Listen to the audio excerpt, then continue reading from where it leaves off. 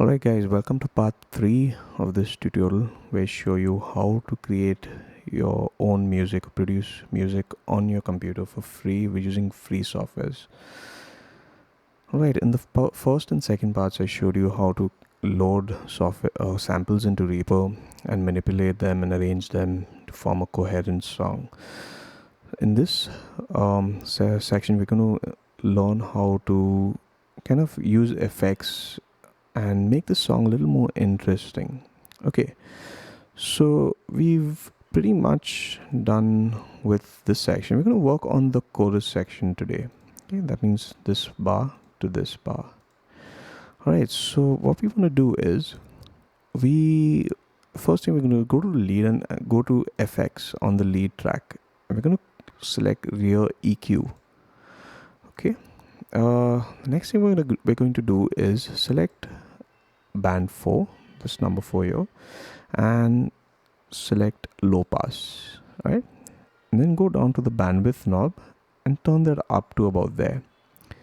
Then you're going to select band 4 and move that around. Okay, just move that a little bit. Make sure this is the last thing that you touch, that you click on before you do the next part. All right, so you're going to move that to about there. Okay, then we're going to click on where it says param, P-A-R-A-M, short for parameter. Click on that, and then you click on show track envelope. Okay, now you can close this. Now what that does, it gives us an automation envelope where we can automate that equalizer that we just clicked before this. Okay, we're going to hold down shift on your keyboard. I think it's command on the Mac. And you notice the cursor changes. We're going to put it just there at the start of the chorus. You can zoom in if you like. Yeah. And make a point there, and we're going to do the same thing at the end there. Make a point there. Then what we're going to do is move your cursor to the last point. You can see it changes to this thing here, and then click and drag it up till about there. Should be good. All right, now what's going to happen is that if you play this, now listen carefully, let's solo out the track, and if you play this,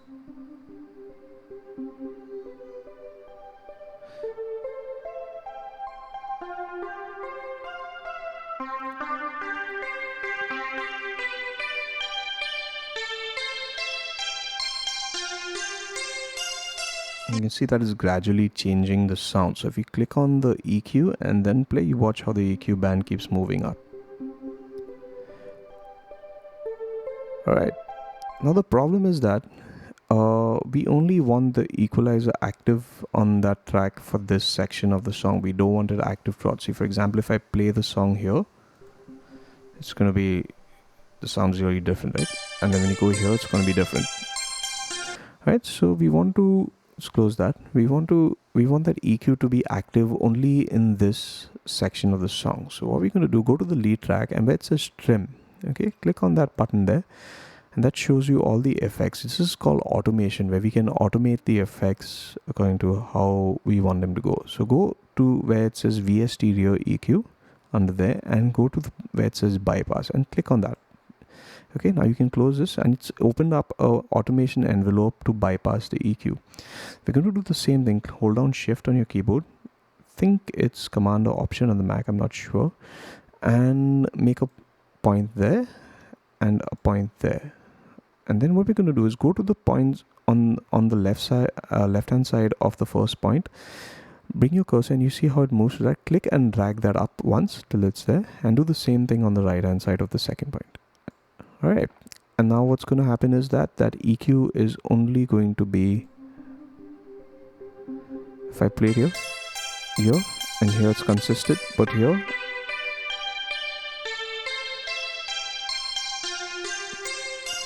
okay, now the next thing we want to do is go to FX on the lead, okay, and we're going to right click here, and sorry, first you want to select the FX, right click on it, and you say copy selected FX and include automation. Okay, Control Alt C is a shortcut. Select that, close this. Okay, now you want to go to the track where it says pad. Okay, you're going to click that, and we're going to right click here, this section, and say paste effects. Alright, now you'll notice that it's pasted the same effect with the automation. So now the pad does the same thing. That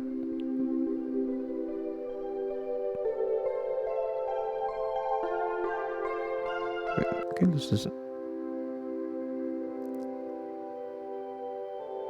all right. So that's this. Now if you listen to the whole thing together, it's gonna sound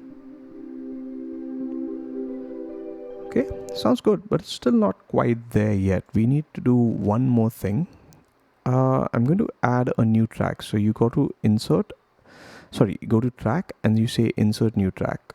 You can also double click on the section here and it will add a new track for you. Okay, so the first thing we want to do is, before you do anything else, grab the fader of this new track and bring it down the absolute minimum, because the next effect that we're going to do can be quite noisy if you don't do this. All right, the next thing, go to FX here, okay, and type in white noise. Sorry, that was wrong. No, yep. So you want this effect, JS white noise generator. Again, this comes in free with Reaper, so you have it if you downloaded Reaper. All right, so click on JS white noise generator and say OK, and you're good to go. All right, now the next thing we want to do here is, we're going to close this. We are going to go to the effects and then right click here, and we're going to paste the same effects that we had earlier, right? So this is going to happen there. All right, now that we have the white noise generator, let's name this track. So you click on this here and let's call that white noise. Okay. Now the problem with this is that we have the white noise generator set up, but it is going to kind of, the moment we bring this volume up, it's going to sound all over on the whole track. We want it to sound just at this section here. So what I'm going to do is I'm going to click on the trim knob here as well, on the white noise track. Click on that, and there on the white noise, under white noise generator, I'm going to click on the bypass button there. All right, so that should bring up the bypass automation envelope. So, and just like before, click on shift on your keyboard, make a point there, bring that up here, and you're good to go. Okay, now if I play it, it's not going to play anything because this fader's down at 0. So I'm going to bring the fader up a little bit, and let's listen to it like this.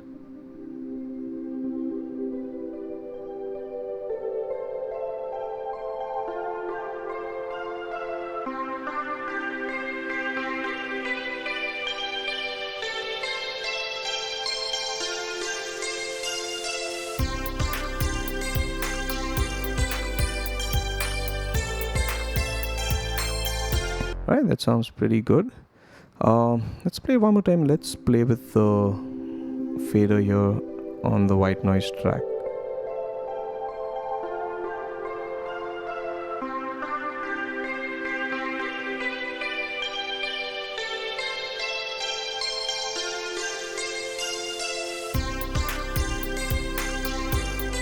Alright, and that's it for this section of the tutorial.